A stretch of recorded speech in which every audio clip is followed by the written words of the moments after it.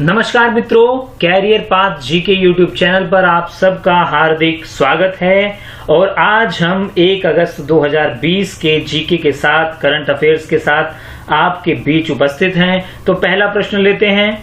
राष्ट्रीय खेल पुरस्कार के लिए खेल मंत्रालय द्वारा घोषित चयन समिति के अध्यक्ष किसे नियुक्त किया गया है? इस समिति के सदस्यों में किन खिलाड़ियों को स्थान दिया गया है? इस समिति के अध्यक्ष के रूप में सुप्रीम कोर्ट के सेवानिवृत्त न्यायाधीश मुकुंदम शर्मा को नियुक्त किया गया है। और सदस्य वीरेंद्र सहवाग क्रिकेट से, सरदार हॉकी से, मोनालिसा बरुआ मेहता टेबल टेनिस से, दीपा मलिक पैरा एथलेटिक्स से और वेंकटेशन देवराजन मुक्केबाजी से हैं। इसके अलावा मशहूर खेल कमेंटेटर मनीष बटाविया, खेल पत्रकार आलोक सिन्हा और नीरू भाटिया भी इस समिति में होंगे। खेल मंत्रालय से भारतीय खेल प्राधिकरण के महानिदेशक संदीप प्रधान, खेल विभाग के संयुक्त सचिव LS सिंह और टारगेट ओलंपिक पोडियम के CEO राजेश राजागोपालन होंगे। द्रोणाचार्य पुरस्कार के लिए अध्यक्ष 2 अतिरिक्त सदस्यों को शामिल कर सकता है। द्रोणाचार्य पुरस्कार से सम्मानित जो रह चुके हैं ऐसे सदस्यों को इसमें लिया जाएगा। यह समिति राजीव गांधी खेल रत्न, द्रोणाचार्य पुरस्कार, अर्जुन पुरस्कार, ध्यानचंद पुरस्कार, राष्ट्रीय खेल प्रोत्साहन पुरस्कार और मौलाना अबुल कलाम आजाद ट्रॉफी के विजेताओं का चयन करेगी। ये पुरस्कार 29 अगस्त को महान हॉकी खिलाड़ी मेजर ध्यानचंद के जन्म दिवस पर खेल दिवस के उपलक्ष्य में दिए जाते हैं। अगला प्रश्न लेते हैं। भारतीय गोल्फकर अर्जुन अटवाल 12 कूड़ा चैंपियनशिप के पहले दौर में किस स्थान पर रहे? तो अर्जुन अटवाल संयुक्त रूप से 38वें स्थान पर रहे हैं। देखते हैं इसमें क्या रहा। भारतीय गोल्फर अर्जुन अटवाल ने 12 कूड़ा चैंपियनशिप के पहले दौर में 4 बड़ी और 2 बोगी लगाई और वह संयुक्त 38वें स्थान पर रहे। भारतीय मूल के स्वीडिश खिलाड़ी डेनियल चोपड़ा 4 अंक के साथ संयुक्त 50वें स्थान पर रहे। वहीं भारतीय मूल के अमेरिकी साहित थिगाला 7 अंक के साथ संयुक्त 31वें स्थान पर रहे हैं। अगले प्रश्न की ओर बढ़ते हैं। किस तेज गेंदबाज ने 29 साल की उम्र में क्रिकेट को अलविदा कहा, यानी क्रिकेट से संन्यास लिया? ये खिलाड़ी हैं क्वींसलैंड के तेज गेंदबाज एलिस्टर मैकडरमोटी ने लगातार चोट के चलते 29 वर्ष की ही उम्र में क्रिकेट को अलविदा कह दिया। एलिस्टर पूर्व दिग्गज तेज गेंदबाज क्रेग मैकडरमोट के बेटे हैं और 2019 में ये 18 वर्ष की उम्र में प्रथम श्रेणी क्रिकेट में इन्होंने पदार्पण किया था। चौथे प्रश्न की ओर बढ़ते हैं। चालू वित्त वर्ष की पहली तिमाही में वित्तीय घाटा कितना रहा है? तो चालू वित्त वर्ष की पहली तिमाही में वित्तीय घाटा 6.62 लाख करोड़ रहा है, जो वर्ष 2020-21 के लिए बजट अनुमानित 7.69 लाख करोड़ रुपए का 8.32% रहा।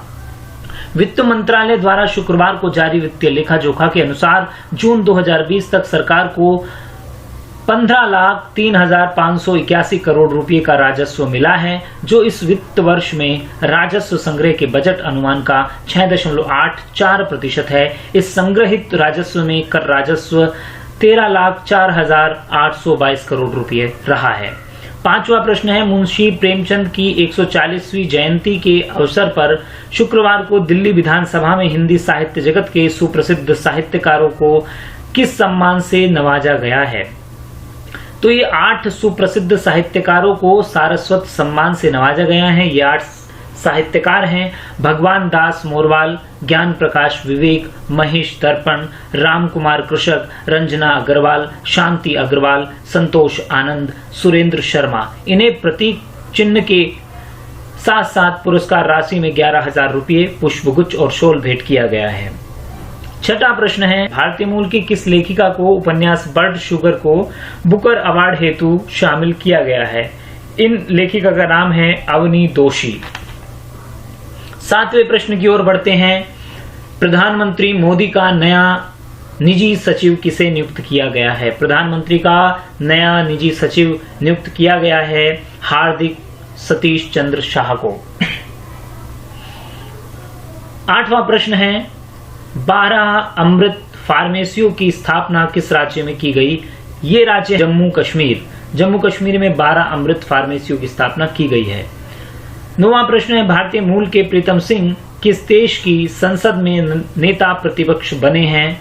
ये सिंगापुर की संसद में नेता प्रतिपक्ष बने हैं। 10वां प्रश्न, मेडिकल बेड आइसोलेशन सिस्टम आश्रय कहाँ विकसित किया गया है? ये पुणे विश्वविद्यालय में विकसित किया गया है। 11वां प्रश्न है, अभिनेता सुशांत सिंह की मौत के सिलसिले में किस पर धन शोधन का मामला दर्ज किया गया है? धन शोधन का मामला रिया चक्रवर्ती पर दर्ज किया गया है। 12वां प्रश्न है, अंतर्राष्ट्रीय उड़ानों पर रोक कब तक बढ़ गई है? अंतर्राष्ट्रीय उड़ानों पर रोक 31 अगस्त 2020 तक बढ़ा दी गई है। नागर विमानन महानिदेशालय DGCA के अनुसार सरकार ने भारत से आने जाने वाली अंतर्राष्ट्रीय वाणिज्यिकी यानी कमर्शियल यात्री सेवाओं पर लगी रोक को 31 अगस्त तक विस्तारित करने का फैसला लिया है। 13वां प्रश्न है, वर्ष 2020 का प्रेम भाटिया पत्रकारिता पुरस्कार किसे प्रदान किया गया?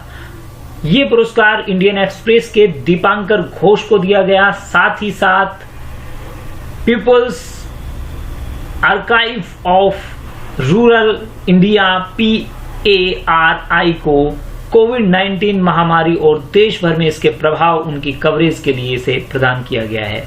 दीपांकर घोष को 2 लाख की धनराशि दी गई है और People's Archive of Rural India website को 1.5 लाख की नगद राशि प्रदान की गई है।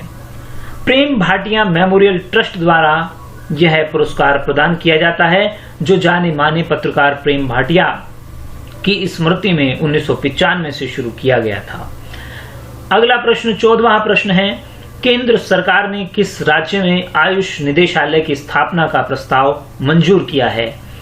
तो केंद्र सरकार ने मेघालय राज्य में आयुष निदेशालय की स्थापना का प्रस्ताव मंजूर कर लिया है और मेघालय के स्वास्थ्य मंत्री AL हेग के अनुसार मेघालय में आयुष निदेशालय आयुर्वेद, योग, प्राकृतिक चिकित्सा, यूनानी चिकित्सा और होम्योपैथी स्थापित करने के प्रस्ताव को भारत सरकार ने मंजूरी दी है।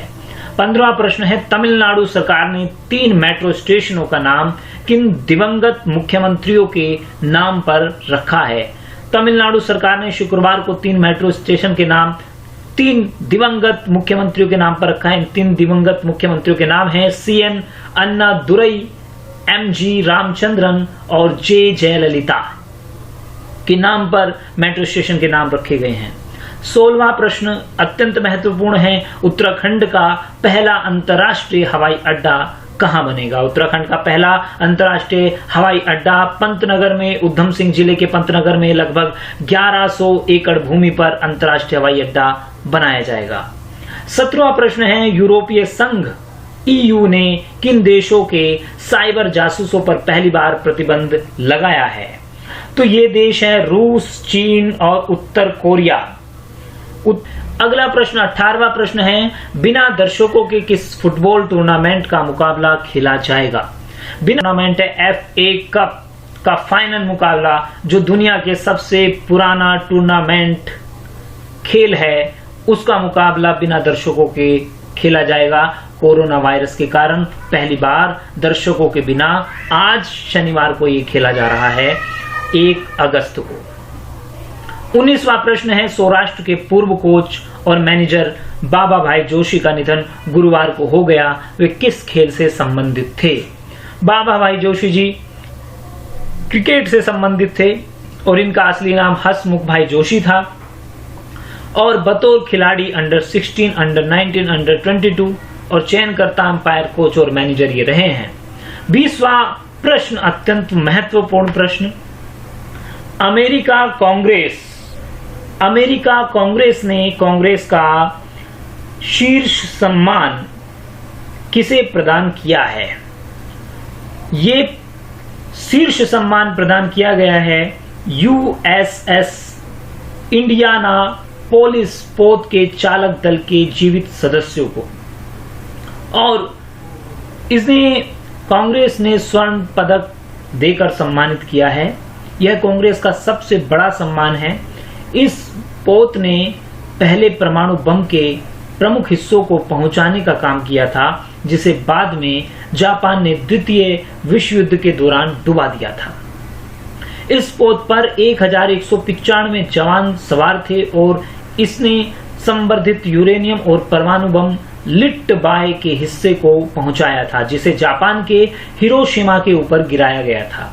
गुप्त मिशन पूरा करने के 4 ही दिन बाद 30 जुलाई 1945 को जापानी टारपीडो ने इसे डुबा दिया। उस वक्त पोत फिलीपीन समुद्र में था। करीब 5 दिन बाद समुद्र से 316 लोगों को जिंदा बचा लिया गया। मृतकों की संख्या 879 थी, जो कि अमेरिका नौसेना के इतिहास में समुद्र में सबसे बड़ी दर्दनाक घटना थी।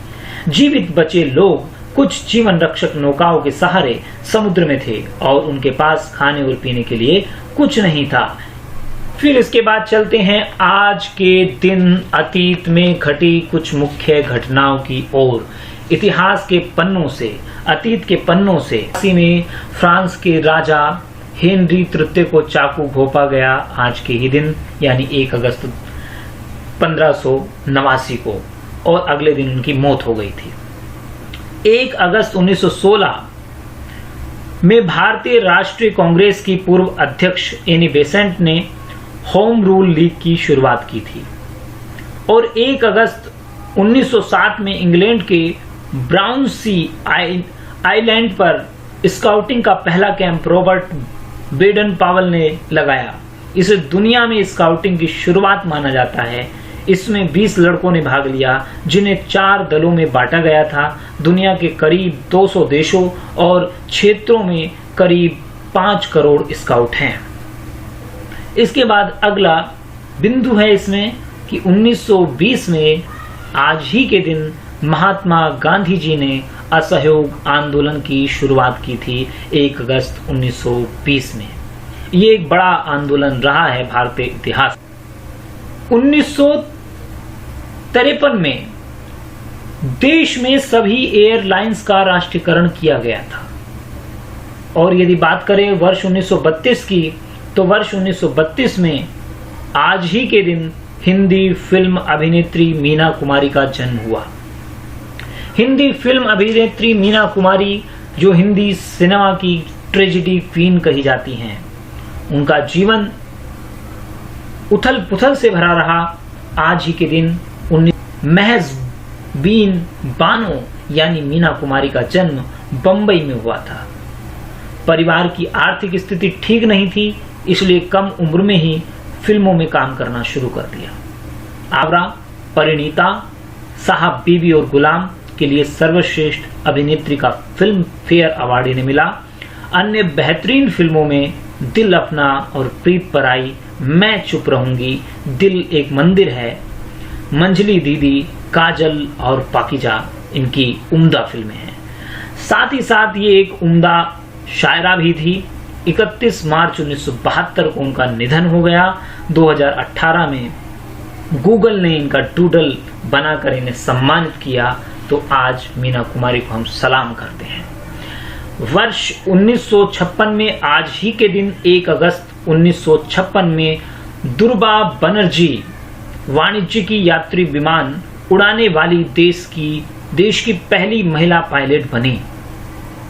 तो देश की 1 अगस्त 1989 में इंग्लैंड ने ऑस्ट्रेलिया को ओल्ड ट्रैफर्ड में खेले गए तीसरे एशेज टेस्ट में 9 विकेट से हराया था आज ही के दिन 1 अगस्त 1989 को।